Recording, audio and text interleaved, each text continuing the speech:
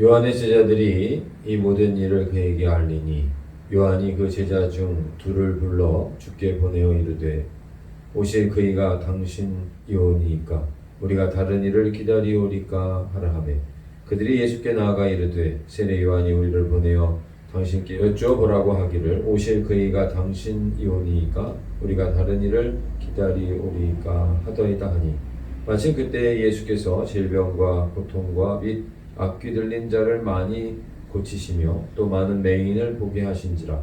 예수께서 대답하여 이르시되 너희가 가서 보고 들은 것을 요한에게 알리되 맹인이 보며 못 걷는 사람이 걸으며 나병 환자가 깨끗함을 받으며 귀먹은 사람이 들으며 죽은 자가 살아나며 가난한 자에게 복음이 전파된다 하라. 누구든지 나로 말미암아 실족하지 아니하는 자는 복이 있도다 하시니라. 요한이 보낸 자가 떠난 후에 예수께서 우리에게 요한에 대하여 말씀하시되 내가 무엇을 보려고 광야에 나갔더냐 바람에 흔들리는 갈대냐 그러면 너희가 무엇을 보려고 나갔더냐 부드러운 옷 입은 사람이냐 보라 화려한 옷을 입고 사치하게 지내는 자는 왕궁에 있느니라. 그러면 너희가 무엇을 보려고 나갔더냐 선지자냐 옳다 내가 너희에게 이르노니 선지자보다도 훌륭한 자니라. 기록된 바 보라 내가 내 사자를 내 앞에 보내노니 그가 내 앞에서 내 길을 준비하리라 한 것이 이 사람에 대한 말씀이라. 내가 너희에게 말하노니 여자가 낳은 자 중에 요한보다 큰 자가 없도다. 그러나 하나님 나라에서는 극히 작은 자라도 그보다 크니라 하시니 모든 백성과 세리들은 이미 요한의 세례를 받은지라. 이 말씀을 듣고 하나님을 의롭다 하되 바리새인과 율법교사들은 그의 세례를 받지 아니하므로 그들 자신을 위한 하나님의 뜻을 저버리니라. 또 이르시되 이 세대의 사람을 무엇으로 비유할까? 무엇과 같은가? 비유하건대 아이들이 장터에 앉아 서로 불러 이르되 우리가 너희를 향하여 피리를 불어도 너희가 춤추지 않고 우리가 곡하여도 너희가 울지 아니하였다 함과 같도다. 세례 요한이 와서 떡도 먹지 아니하며 포도주도 마시지 아니하매 너희 말이 귀신 들렸다 하더니 인자는 와서 먹고 마시매 너희 말이 보라 먹기를 탐하고 포도주를 즐기는 사람이요 세리와 죄인의 친구로다 하니 지혜는 자기의 모든 자녀로 인하여 옳다함을 얻느니라. 아멘. 오늘 우리는 요한의 질문을 통해서 예수님을 어떻게 믿어야 하는가 라고 하는 것에 대한 중요한 사실을 발견하게 됩니다. 요한은 이미 회개의 세례를 전파하였고 자신은 물로 세례를 주지만 주님은 성령과 불러서 세례해 주실 분이고 그에 비하면 자신은 그분의 신발끈을 풀기에 독특한 분이시다 이렇게 선포를 하였습니다. 예수님께서 세례 요한에게 세례를 받으러 나오셨을 때 성령이 하늘로부터 비둘기와 같이 임하고 하늘에서 소리가 나서 이는 내 아들이 내가 기뻐하는 자라 선포하시는 말씀을 세례 요한은 듣게 됩니다. 세례 요한이 마케다 감옥에서 죽음을 기다리던 중에 예수님께서 공생의 사역을 시작하셨죠. 그런데 자신이 생각했던 메시아의 모습과는 사뭇 달랐던 모양입니다. 제자들도 그랬던 것처럼 세례 요한이 불의를 심판하고 하나님의 나라 당장이라도 임할 것을 그가 기대했는지는 모르겠습니다. 세례 요한은 옥중에서 자신의 제자 둘을 보내서 예수님께 오실 그분이 맞습니까? 이런 질문을 하게 됩니다. 주님은 그의 질문에 이렇게 대답을 하십니다. 맹인이 보며 못 걷는 사람이 걸으며 나병 환자가 깨끗함을 받으며 귀먹은 사람이 들으며 죽은 자가 살아나며 가난한 자에게 복음이 전파된다 하라. 누구든지 나로 말미암아 실족하지 아니하는 자는 복이 있도다 하시니라. 그러면서 예수님께서 하신 말씀이 세례 요한은 주님께서 보내신 사자며 선지자보다도 훌륭한 자다. 그런데 여자가 낳은 자 중에 요한보다 큰 자가 없지만은 그러나 하나님의 나라에서는 극히 작은 자라도 그보다 크니라. 이렇게 말씀을 하십니다. 오늘 26절부터 28절까지의 말씀입니다. 전혀 반전의 말씀 아닙니까? 세례 요한은 여자가 낳은 자 중에 이 땅에 그보다 큰 자가 없다. 그러나 하나님의 나라에서는 지극히 작은 자다. 이렇게 말씀을 하고 있는 것입니다. 오늘 우리가 세례 요한과 같은 모습으로 선지자 역할을 한다 할지라도 예수님을 믿지 못하고 의심하는 가운데 있는 것은 지극히 작은 자의 모습이라고 하는 사실을 핵심에서 빗나갈 신앙의 모습이라고 하는 것을 예수님께서는 우리에게 선포해 주고 말씀해 주시는 것입니다.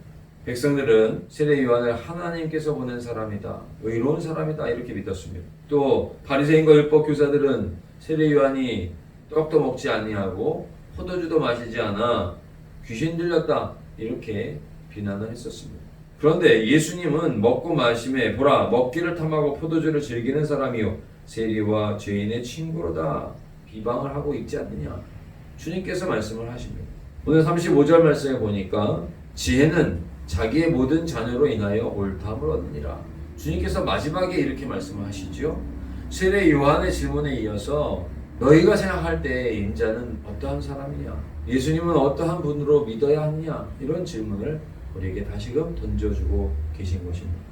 메시지 성경에 보니까 오늘 35절을 본래 여론조사는 믿을 만한 것이 못 되지 않느냐, 음식 맛은 보아야 한다 이렇게 말씀을 하고 있습니다. 예수님은 율법을 주러 오신 분이 아닙니다. 교훈을 주는 데서 끝내러 오신 분이 아닙니다. 다른 사람을 위해 오신 분이 아니라 생명을 주러 오셨고 율법 가운데 지키지 못하던 우리들로 하여금 우리의 마음 가운데 새기고 우리로 하여금 은혜와 능력으로 하나님의 말씀을 지킬 수 있게 만들어 주시러 오셨고 나를 죄 가운데서 구원하러 오신 분이라고 하는 사실을 우리는 믿음으로 경험하며 살아야 한다라고 하는 말씀입니다. 예수님을 알기만 하는 것과 주님으로 모시는 것, 예수님의 말씀을 듣기만 하는 것과 그 말씀을 믿고 행하며 경험하는 것은 전혀 다른 것입니다.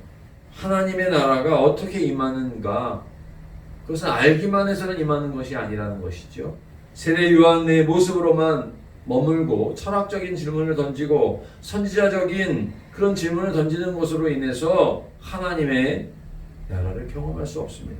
하나님의 나라는 오직 예수 그리스도, 그분은 하나님이 보내신 나의 주님이라고 하는 사실, 나를 죄로부터 의로움으로, 사망으로부터 생명으로 나를 건지시기 위해 오신 분이라고 하는 사실을 믿음으로 말미암아 우리는 생명을 얻게 됩니다. 평안을 얻게 됩니다. 주님 안에 거하면서 하나님의 나라의 기쁨을 맛보는 성령 충만한 삶을 살아가게 되어지는 것입니다. 세례 요한과 같은 질문을 우리가 다시 한번 생각해 보시기 바랍니다. 주님은 메시아이십니까? 오실 그분이 맞습니까? 우리는 어떠한 모습으로 예수님을 나의 주님, 나의 능력, 나의 생명, 나의 반석으로 우리의 삶 가운데 모시고 주님과 함께 동행하면서 성령 안에서 기뻐하며 살아가는 자의 모습이 되어야 하지 않겠는가를 오늘 우리는 요한의 질문을 통해서 다시 한번 우리의 마음 가운데 새로운 깨달음을 얻게 되는 것입니다. 사랑하는 성도 여러분, 요한과 같은 질문을 우리가 던질 수 있습니다. 그러나 주님의 말씀을 들으면서 지혜는 자기의 모든 자녀를 인하여 옳다함을 얻느니라. 지혜를 가지고 하나님의 은혜를 가지고 바로 예수님은 나의 주님이시요 나를 죄 가운데서 모든 불의와 모든 죽음 가운데서 의로움과 기쁨과 생명으로 인도하시는 나의 주님이라는 사실로 확신하며 나아가는 우리 모두가 되시기를 바랍니다. 영생을 우리에게 허락하여 주시고자 높고 높은 보좌를 버리고 낮고 낮은 베들레헴 말구유로 또 우리의 비천한 삶 가운데 있는 우리의 마음 가운데 찾아오신 주님, 그러한 주님의 그 사랑을 입은 자로 주님을 우리의 주님으로 모시면서 천국의 기쁨을 누리며 살아가는 하나님을 영화롭게 하는 우리 모두가 되시기를 간절히 원합니다. 사랑의 주님, 오늘도 귀하고 복된 새날을 저희에게 허락하여 주심을 감사드립니다. 주님, 저희들은 세례 요한과 같은 질문을 어려움 가운데서, 고난 가운데서, 참으로 힘든 삶 속에서 주님 앞에 던지는지도 모르겠습니다. 그러나 오늘 주님께서 다시금 말씀하여 주시니 감사드립니다.